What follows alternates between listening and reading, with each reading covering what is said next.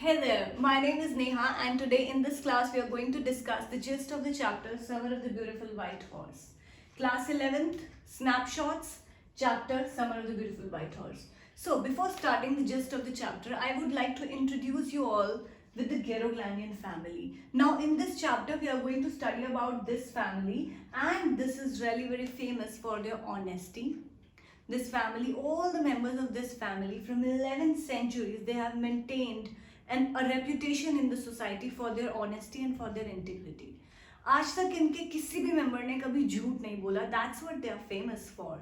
And also they are poverty stricken. They are very humble and very generous kind of people. Like they help people. कोई भी इनसे कुछ भी मांगने आया, कोई परेशानी में है, so they had this tendency of helping others. So because of helping people a lot, it's being said कि उन्होंने अपना सारा पैसा खत्म कर दिया. So now they are living in a very comical kind of poverty. So comical poverty क्यों बोला गया? Because although they are poor, yet they get something or other to eat. Like because of the reputation they have maintained in the society, people come and offer food to them. So that's why their poverty is being called a comical poverty here. So for Geroglanian family, we have studied and discussed 2 points so far. First, they are poverty stricken. They are living in a very comical kind of poverty. Second, they are famous from 11th centuries for their honesty and integrity. Right? Clear? Next, we are moving forward to the characters, like major characters of the chapter. First, Aram. It's a boy of 9 years, and there is one thing that we are going to discuss right now for Aram is he is a damn horse lover. Like he's crazy for horses.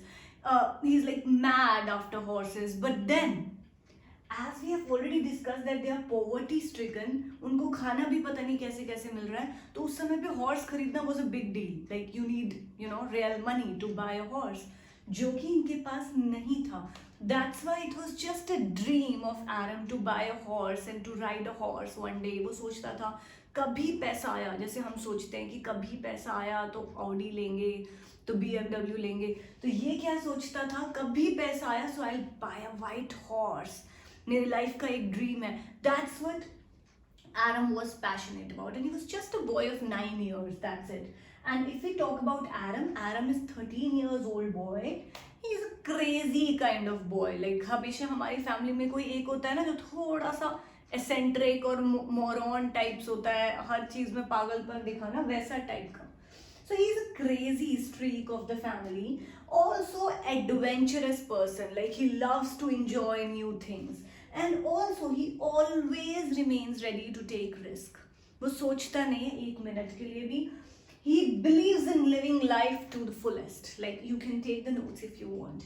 And one more thing, he has a slang, like one pet line that we'll be discussing again and again, that whatever situation comes in, he always speaks a line that is, I have a way with. Like now whatsoever, I have a way with horses, with dogs. We'll discuss this thing later on in the chapter.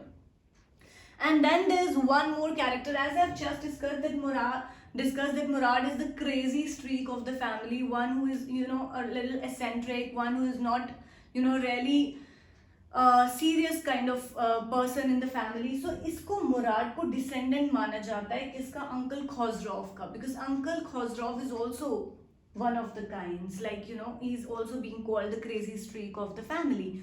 So ऐसे कहते हैं कि पीढ़ी दर पीढ़ी हर एक generation में एक ना एक कोई crazy streak इनके family में है ही. So एक generation का crazy streak Uncle Khosrov, उनकी next generation का crazy streak हमारा मुराद है, right? So now, as we have just discussed, one slang line, like one line that Murad used to repeat every other day, that was, I have a way with ... means वो जो भी situation है, कभी horses आते हैं तो I have a way with horses, I have a way with dogs, and with birds, वो हम discuss करेंगे आगे. Similarly, there was one slang line of Uncle Khosrov as well. You wanna know? Yeah, I'll tell you, don't worry. Uncle Khosrov was in a habit of repeating one line in every other situation, and that line is, it's no harm, pay no attention to it. Like whatsoever situation comes, उनकी एक line fix है, that is, it's no harm, pay no attention to it. to it. Now I have a question to you. Let's say one day somebody comes to you and tells you like your house is on fire. What is going to be your reaction? Obviously डर जाओगे. Do let me know by writing in the comment box. Let's say if this situation comes to me, मैं तो बहुत डर जाऊंगी. Probably मेरा BP लो हो जाए डर के मारे कि घर पे आग लग गई, and I'll run towards my house to save it by whatsoever ways.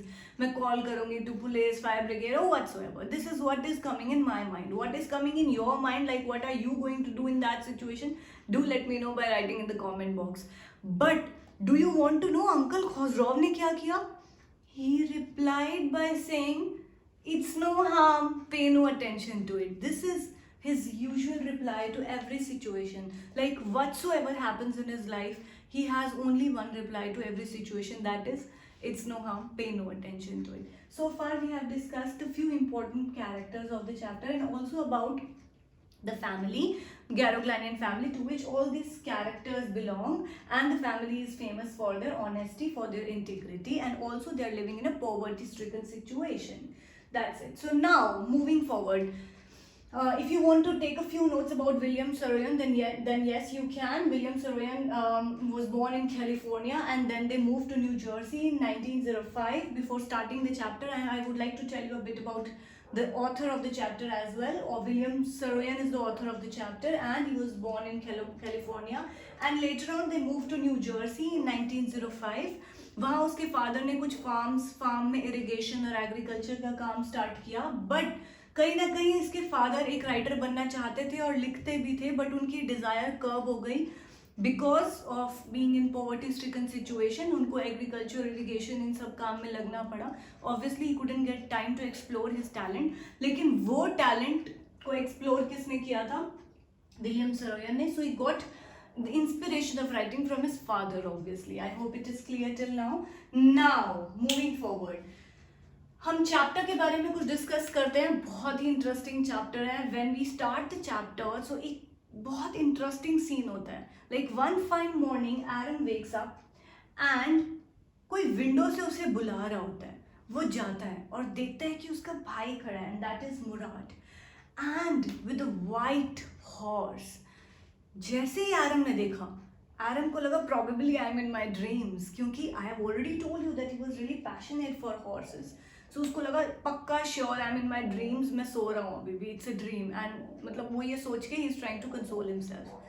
फिर से आवाज़ आई, फिर से एक नॉक आया विंडो पे एंड मुराद था. एंड देन उसने फिर से बुलाया, if you want to ride the horse then please come on and join. एरन को अभी तक विश्वास नहीं हो पा रहा. Aram is still believing that is it a dream or what, because he couldn't believe the fact that Murad is with a white horse, because at that time purchasing white horse actually demanded real money, and we have already discussed that they were in a poverty stricken situation. So एक इंसान जिसके पास खाने का पैसा नहीं है वो horse कैसे खरीद सकता है? सो और एरन इस बात को विश्वास नहीं कर पा रहा अपनी आंखों को देखकर कि मुराद सच में एक वाइट हॉर्स के साथ है, क्योंकि वाइट हॉर्स खरीदना for a member of Garoglannian family was like very difficult. But still, एक दो मिनट अपने इस परेशानी के बाद finally he believed the fact that yes, it's true, जो मैं देख रहा हूँ वो सही है. It is actually Murad with the white horse. Now, जैसे ही मेरे दिमाग में ये आया कि yes, कि ये मुराद के पास ही white horse है, तो मुझे ये बात पता है that they are poverty stricken and they don't even have money for you know for their basic needs. तो कैसे खरीदा होगा white horse? What is coming in your mind? Do let me know. Do you want to know मेरे दिमाग में क्या आ रहा है? मेरे दिमाग में आ रहा है कि चोरी करी होगी. Obviously जब पैसे नहीं है किसी चीज़ को, किसी लग्जरी को आपको एंटरटेन करने के लिए, तो आप चोरी करके उसको पूरा कर सकते हो. आई एम श्योर आपके दिमाग में भी ये आ रहा होगा. एंड यू नो व्हाट, एरन के दिमाग में भी यही आया कि चोरी करके ये कहीं से ये हॉर्स लेके आया. बट देन माइंड कह रहा है चोरी करके लाया, बट देन हार्ट कह रहा है कि नहीं, because we have just discussed that Garoglannian family, every member of Garoglannian family from 11th centuries, all the members are famous for their honesty and integrity. No member of Garoglannian family can ever tell a lie, can ever steal anything. और ये जब इसने देखा कि मुराद के पास white horse है, दिमाग कह रहा है चोरी किया, बट दिल कह रहा है नहीं. गेरोग्लाइनियन फैमिली का कोई बच्चा 11th सेंचुरी से आज तक नहीं कर सका ये काम, तो मेरा भाई इस लीनेज को नहीं तोड़ेगा। बट आपको क्या लगता है, क्या मुराद ने उस लीनेज को तोड़ा होगा? Do let me know.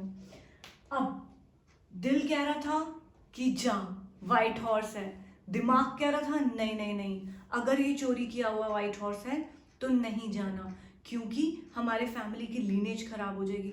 So there was a huge tumult between head and heart. Head was saying no, you should not break the lineage of the family. From 11th centuries our ancestors have gained this name and fame, so you should not spoil it, Aram. This is what head was saying.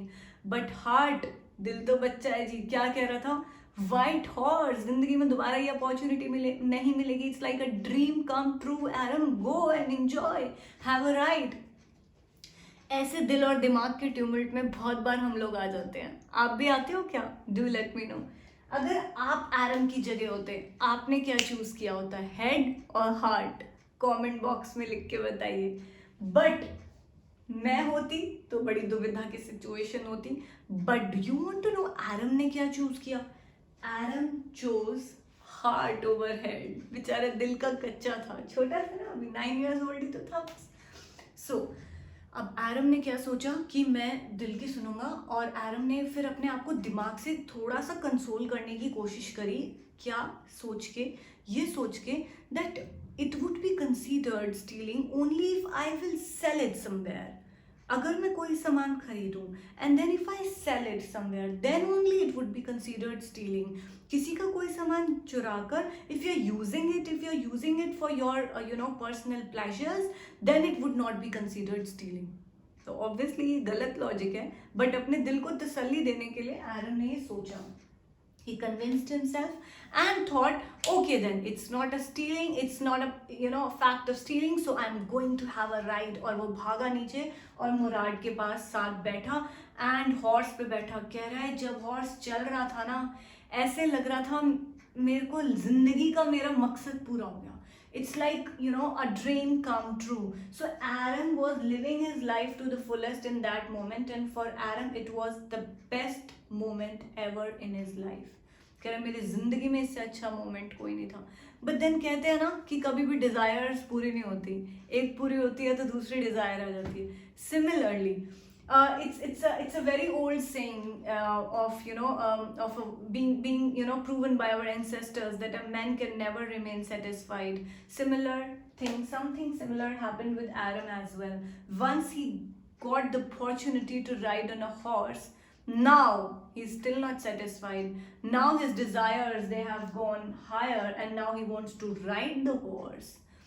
अब वो मुराद को क्या कह रहा है कि चल, अब तूने मेरे को एक बार तो राउंड लगवा दिया, now you get over this horse and I want to ride it alone.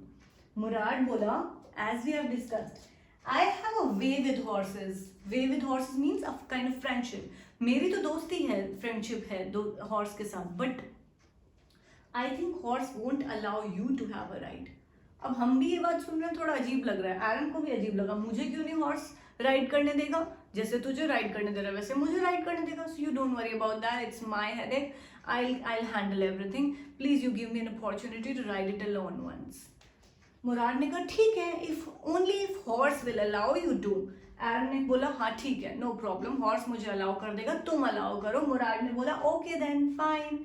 मुराद ने अपना एक राउंड लिया and he went to irrigation ditch. वहाँ पे इरिगेशन डिच होगा तो आप ऑब्वियसली यू कैन अंडरस्टैंड कि वहाँ थोड़ा पानी होगा तो जब हॉर्स पानी में जाएगा तो वो छप छप जब पानी उड़ेगा तो that looks really beautiful, no? So एक बड़ा अच्छी सी सीनिक ब्यूटी क्रिएट हुई। सो मुराद गया, एंजॉय करके आया। एरम ने जब वो सीनिक ब्यूटी देखी, हॉर्स चल रहा है पानी में और पानी छप छप उड़ रहा है, एरम को तो बहुत अच्छा लगा। एरम ने सोचा नाउ इट्स माय टर्न। एरम बैठा सेकंड टर्न हॉर्स पे, बट एरम से तो हॉर्स चला ही नहीं। एरम ने मुराद से कहा हेल्प मी आउट, कैसे चलेगा हॉर्स? तो उसने कहा किक इन हिज मसल्स, चल पड़ेगा। And then he kicked in the muscles and horse चल तो गया, but instead of taking him to irrigation ditch, वो उसे कहीं और ही ले गया भाई, एक ऑर्किड में, और वहां थोड़े राउंड्स लगवा के उसको थोड़ा सा परेशान करके एंड देन उसे गिरा के भाग गया।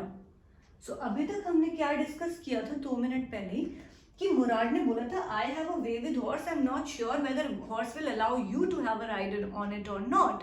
एरन ने कहा था वो तेरे कोई हेडेक नहीं है, बट यहाँ हमको लग रहा है दैट एरन वाज राइट कि वो थोड़ा नोटोरियस हॉर्स था and horse didn't allow Aram to have a ride on it. उन्होंने एरन को गिरा दिया and then he ran away. अब मुराद को बहुत टेंशन है. Mourad is not bothered about Aram, neither did he ask Aram कि तेरे को लगी तो नहीं, आर यू फाइन और all right and all these stuffs. Rather Mourad was concerned about horse, क्योंकि हम अभी तक ये बात समझ चुके हैं कि वो चोरी का हॉर्स था, और अगर वो कहीं इधर उधर चला गया और ये पकड़े गए तो बहुत बड़ी टेंशन हो जाएगी. सो मुराद इज टेंस नाउ, और एरम को बोला खड़ा हो और जल्दी से हॉर्स को ढूंढ. सो दे डिवाइडेड द वेज, तुम इस साइड जाओ, मैं इस साइड जा रहा हूँ, जिसको हॉर्स मिले एंड देन फटाफट एक दूसरे को कांटेक्ट करें. Finally Murad got the horse and वो उसको वापस लेके आए, और एरम ने बोला नाउ अब व्हाट नेक्स्ट. मुराद बोला आई नो अ प्लेस जहाँ मैं इसको डेली टाई करके आता हूँ, so we'll go there and tie him up and tomorrow morning again we'll come and have a ride, don't worry, तुमको कल आराम से हॉर्स राइड करने का मौका मिलेगा. जैसे ही ये बात एरम ने सुनी, एरम ने कहा तुम्हारा तो पूरा प्लान सेट है कि इसको कहाँ पे जाके टाई करके आना है या कौन सी अच्छी हाइडिंग प्लेस है. It means you have been riding it from a long time. अब मुराद को समझ तो आ गया कि एरम को सारा सच पता चल गया, but then Mourad try to remain numb and उन्होंने एक ही बात उसको समझाई, अगर तुमसे कोई पूछे कि ये हॉर्स तुम कब से चला रहे हो, you have to say from today only, today morning. Aram बोला but this is not true.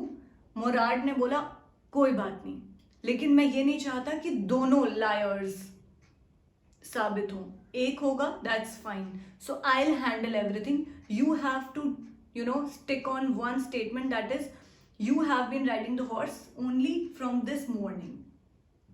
Now Mourad ने एरम को समझा दिया, ठीक है, कि तुम्हें सच बोलना है, that you have been riding horse since morning. So अब मेरे ऊपर है how I am going to handle this situation, because I don't want both of us to become the lawyers.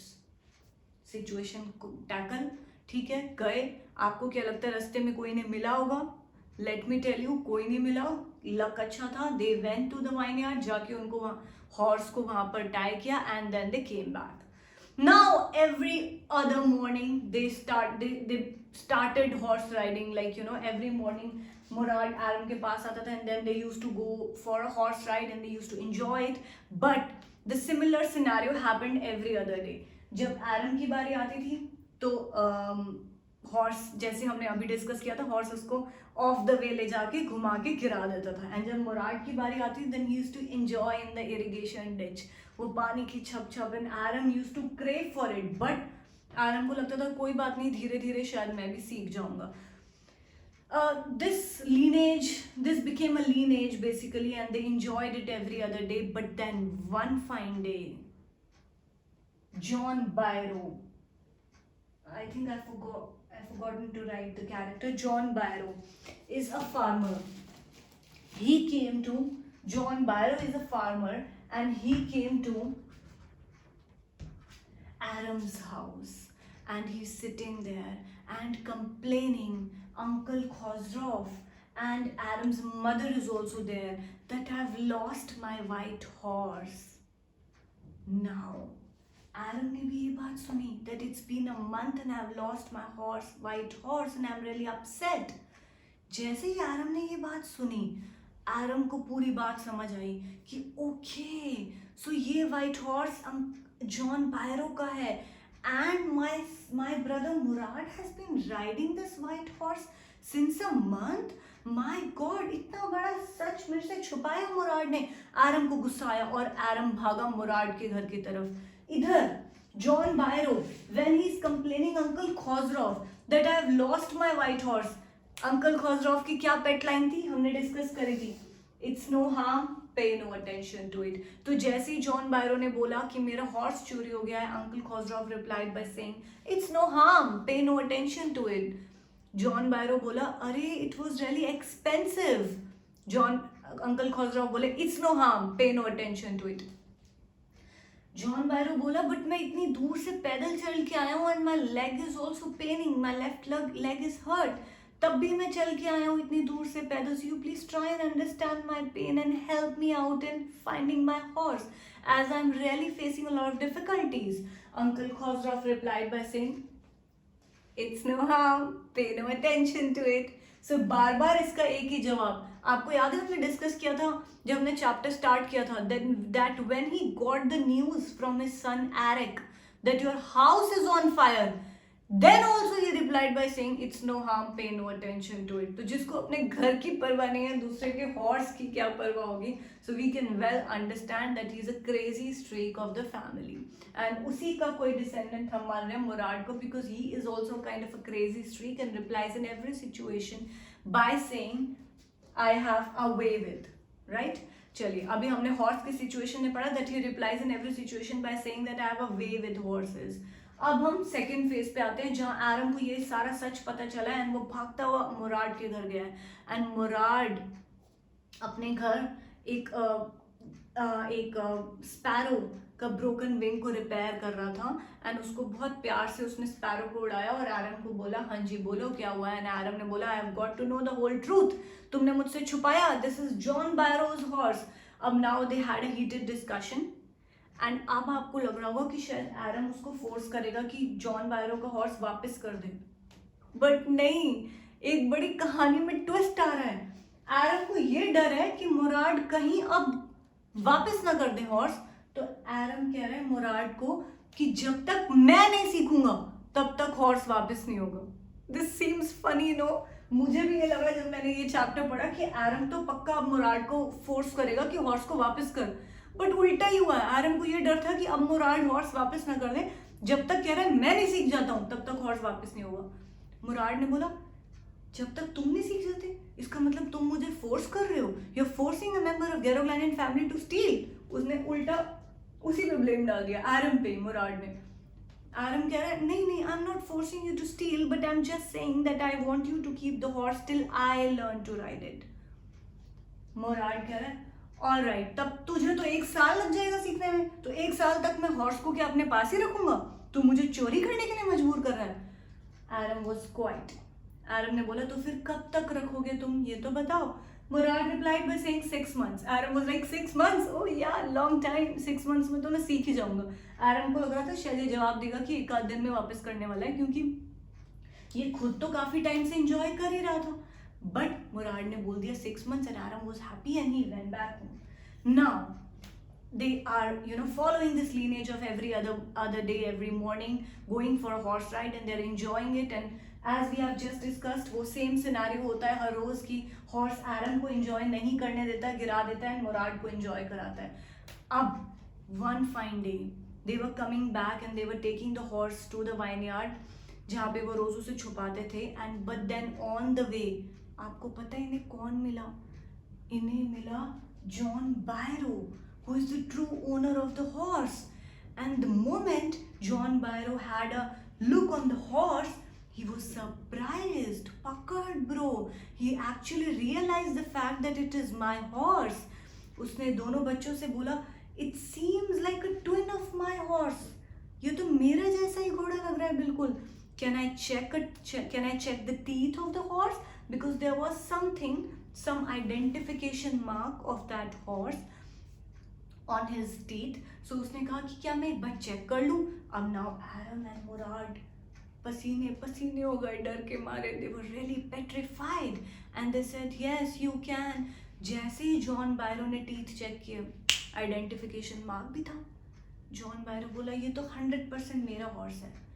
अब आपको क्या लगता है इन दोनों की कहानी सच सबको पता चल जाएगी या कहानी में कोई और ट्विस्ट आएगा?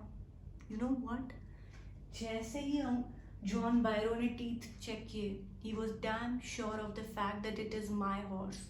1-2 मिनट उसने सोचा और फिर पता है बच्चों को क्या बोला प्रोबेबली मेरे हॉर्स का ट्विन होगा, क्योंकि अगर तुम्हारी जगह कोई और होता then I would have claimed, I would have actually told this thing to the whole society that you both have stolen my horse. But I cannot do the same with you because You both belong to the Geroglanian family. And we have just discussed that Geroglanian family, they are famous for their honesty and integrity. No member of Geroglanian family can ever steal anything because they are famous for their honesty. This is what they have gained, this name and fame from like 11 centuries. तो कह रहे अगर तुम्हारी जगह कोई और होता ना, I would have filed a case. But then see, you both belong to the Geroglanian family, so the name and fame of your family forces me to come to a conclusion that probably this horse is the twin of my horse. And you may go now. And as I'm feeling really bad, as I'm feeling nostalgic for my horse, और वो दोनों बच्चे चले गए. But after all थे तो बच्चे ही 9 years and 11 years, कोई ज़्यादा एज नहीं है. They got really terrified and petrified. Now अब उनको समझ नहीं आ रहा what to do. And finally, after a heated discussion, they decided that they are going to give this horse back to John Byro. इससे पहले इनका भांडा फूट जाए. John Byro obviously बड़ा आदमी है, समझदार है, कुछ भी करके इनकी सच्चाई जान सकता था. So without taking any risk, they decided that they'll hand over the horse again to the John Byro. And one fine morning, they went to John Byro's place बान और वहाँ जाकर हॉर्स को चुपचाप सुबह सुबह वापस रखा. एंड जब जा रहे थे तो रास्ते में बहुत सारे डॉग्स थे. एरम को डर लगा कि ये सारे डॉग्स बाक करेंगे. जैसे ही बाक करेंगे तो वहाँ के लोग उठ जाएंगे and they will get to know कि हम हॉर्स को वापस रखने आ रहे हैं. सो बेसिकली हमने चुराया था. बट देन मुराद क्या बोला, don't worry, I have a way with dogs. मेरी दोस्ती है, तू टेंशन में नहीं ले. And actually that happened. जैसे ही डॉग सारे आए, मुराद ने उनको थोड़ा सा कुछ अच्छे से स्वीट जेस्चर्स किए and the all dogs were quite. So actually his statement, I have a way with dogs and I have a way with horses, this proved right as well in the chapter, because we have already seen how horse actually allowed Murad to have a ride with him on him, and also horse took him to the irrigation ditch and actually made him enjoy the ride. तो ये जो उसकी statement I have a way with, this proves right. Also it proved right in the case of dogs as well. रात के समय dogs हर किसी पे भागते हैं, but then they didn't bark on Murad. So this is somewhere or the other right, that he had a way with horses, he had a way with dogs. And finally after coming, चुपचाप वहाँ रखा horse को John बैरो के बान में, and then they came back. After coming back, now next scene, Murad एरम की mother uncle खॉजरॉफ अपने घर हैं and John Byro came, and John Byro is like in a very happy mood, and he's telling the story to everybody sitting at Aram's place that I've got my white horse back and I'm really happy when I'm announcing the fact that my horse is stronger and is in positive spirits now. So he's rather stronger than before. So he's happy कि कोई इसको लेके गया जो अच्छे state में रखा मेरे हॉर्स को और अच्छे स्टेट में वापस किया, कि अब जो वापस आया है पहले ज़्यादा स्ट्रॉन्ग है, पहले ज़्यादा अच्छा है. And this is the end of the chapter. I hope you have enjoyed. It was really interesting chapter, that how the two members of Geroglanian family, Aram and Murad, how just like being kids just for their fun, they have broken the lineage being maintained by the family members that was of integrity and honesty from 11th centuries. But then how there was a twist in the story when we got to know about Uncle Khosrow. It was a comic element. We enjoyed it when every other time he keeps on repeating the similar line, it's no harm, pay no attention to it. And then Murad also has a similar kind of slang, that is, I have a way with. These were the comic elements in the chapter. I hope you enjoyed it. It was really interesting. Thank you so much for bearing me for like half an hour or so. It was really nice meeting you all. Keep studying. Thank you.